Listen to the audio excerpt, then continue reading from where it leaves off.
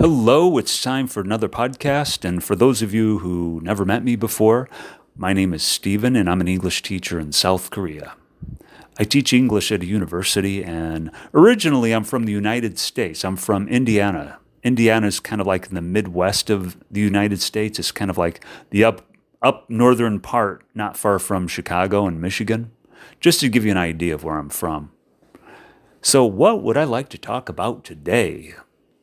Well, one of the things I would like to focus on here is this artwork that I made. We'll talk about that in a minute. And so that's one of the things we're going to focus on for the most part. And also, I'll share with you my experiences learning Korean and some other things I did this past couple of weeks. So, first off, talking about this drawing. I got to say, I'm not really satisfied with this drawing. I think it could be a lot better. And here are the reasons why. One of the reasons why I think this drawing could be a lot better is because it's too rigid. It's too square. It's too boxy. It just doesn't look like it has any life in it. And now, what do I mean by when I say it looks too rigid? What I mean by that is it just looks too sharp with too many sharp edges, and it's too straight and linear, and it just looks like squares and shapes. But there's not enough motion in the shapes. There's not enough motion. There's not enough, you know what I mean? It's kind of like when you look at something and you can tell that it was created by a person or by human hands. For example, when you look at a tree or any building, you can tell that it has a certain life to it. It looks like it moves a little bit. I don't know if that makes sense. But looking at this, I can see that it's just too straight and too rigid. That's what I mean by rigid. It's too straight, too boxy. And what else? What do I mean when I say it doesn't have any life in it? What I mean by that is it just looks like it's too stiff. There's other examples of other drawings I made before that I like much better, where it does look like it has a little bit more life in it, has a little bit of detail. It almost looks like it can move. And that's the kind of feeling that I want to project.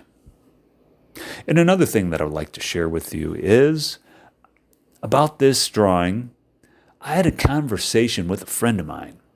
And one thing my friend pointed out, which was really, really good to point out with any drawing or anything that you share with your audience, is that you want to ask yourself, what do you want to share with the audience?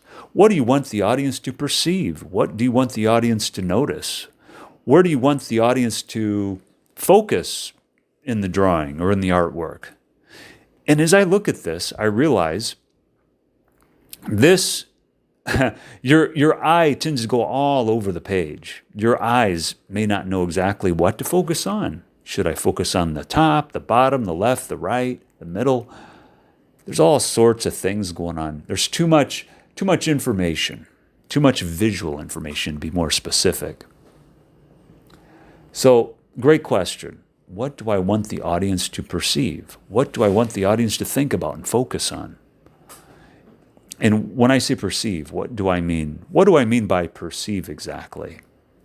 What I mean by perceive is when the audience gets a certain story from the work. They get a story about what could be happening in this picture, what's happening behind this picture, what's happening around the picture, what's the environment of the picture, what's the setting, where is this place?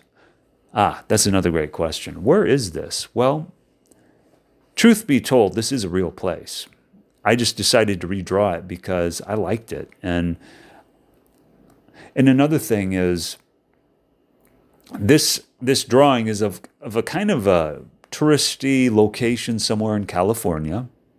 I don't know exactly where right now, but it's a tourist attraction, and I think it's kind of like a cafe. Something like that, something along those lines. When I say something along those lines, I mean something similar to that. Basically, that's what it is that I'm saying here. So it's a tourist attraction somewhere in Northern California or somewhere in the desert of California. And the theme is Guardians of the Galaxy. And for those of you who don't know, what is Guardians of the Galaxy? This There's this trilogy of movies that was out called Guardians of the Galaxy. It's about these aliens in space, and they're kind of like superheroes. They're a team. You have all kinds of interesting creatures. They're part of the Marvel comic book franchise. They were originally created by Stan Lee himself. And I really like these characters. I like the director of this movie and everything about this movie, the music, the theme. I can relate to it so well on so many ways, or rather, excuse me, I can relate to it so well in so many different ways. So I was inspired, I was encouraged. So I thought, hey, let's make a drawing. Let's make a work of art that expresses my enthusiasm, but also ties into what's going on, ties into what's going on in my real life. And what is going on in my real life? Well, I'm in South Korea. I'm an English teacher. And so that's why if you're looking at this and you will notice as you look at this that there's a sign on the right that's in orange with kind of pinkish reddish letters. The letters are in Korean, not English. For those of you who don't know Korean, for those of you who aren't familiar with the Korean language, that is a sign, and that's what Korean language looks like, basically. I mean, it's not perfect. I didn't make it perfectly, but you get the idea of what it looks like. So there it is. But then when I look at it, it's too striking to the eye. The colors just bounce out too much at you, and they kind of compete with other parts of the drawing. When I say compete, what do I mean by compete? Like I said earlier, it's like your eye doesn't know what to focus on. So it's like that's asking for attention. The sign's asking for attention. The yellow letters above are asking for attention. There's so many bright colors everywhere asking for your eye's attention that you just don't know where to focus. So I think it's a very good question to ask myself. What do I want the viewer... There I go, getting my tongue tied up again. What do I want the viewer to actually focus on? What do I want the viewer to actually perceive?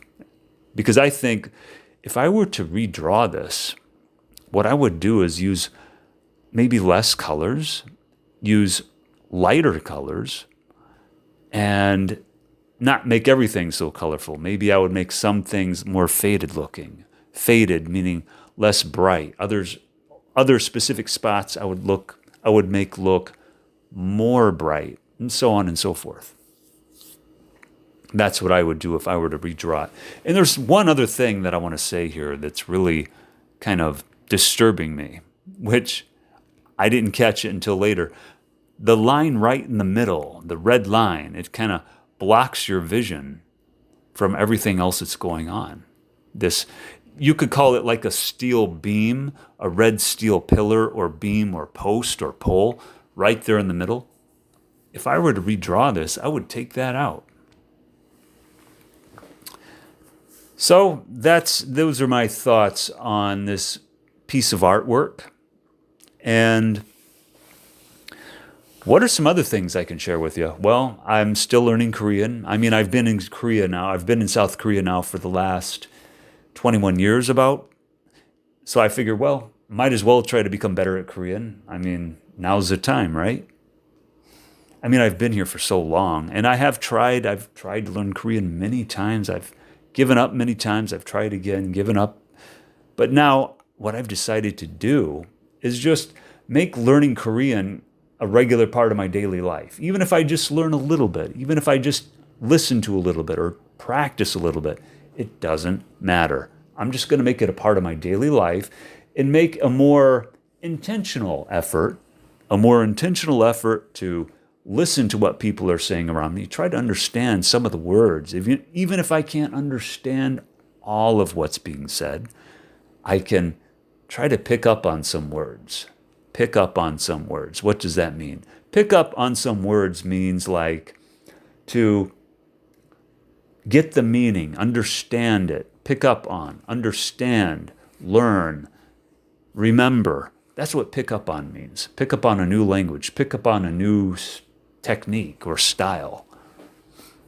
So that's what's going on here with learning Korean in South Korea. With me, basically, is I'm, walking around every day, replaying the audios on my smartphone while I'm listening through my earbuds, and I'm repeating everything I say. Even though it's my voice, it doesn't matter. I can still practice and learn vocabulary, learn the words. And then sometimes I watch a Korean video with Korean expressions and Korean conversations on YouTube or in a movie and record that. And basically that's my learning style, is walking around, remembering what I learned by repeating it, re-listening to it casually, passively, and actively, and then trying to use it in real dialogue and real conversations I have with the people around me. So that's been my experience. That's been my experience with learning the Korean language. Other than that, what else is... There I go again, getting tongue twisted. That sometimes happens when you're trying to think out loud or share so many things you want to say. Sometimes your tongue just gets in the way. It blocks your words and gets stuck. And I don't know why. That just happens sometimes. Maybe I need to do more tongue exercises or language. What would we call that? Linguistic tongue exercises. Get that tongue more light and flowing with the words that you speak.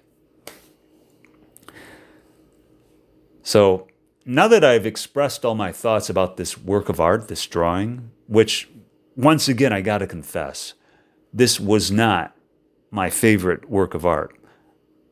I like the theme. I like the idea. I like the concept. I like the colors. But I just don't think it turned out the way I wanted it to.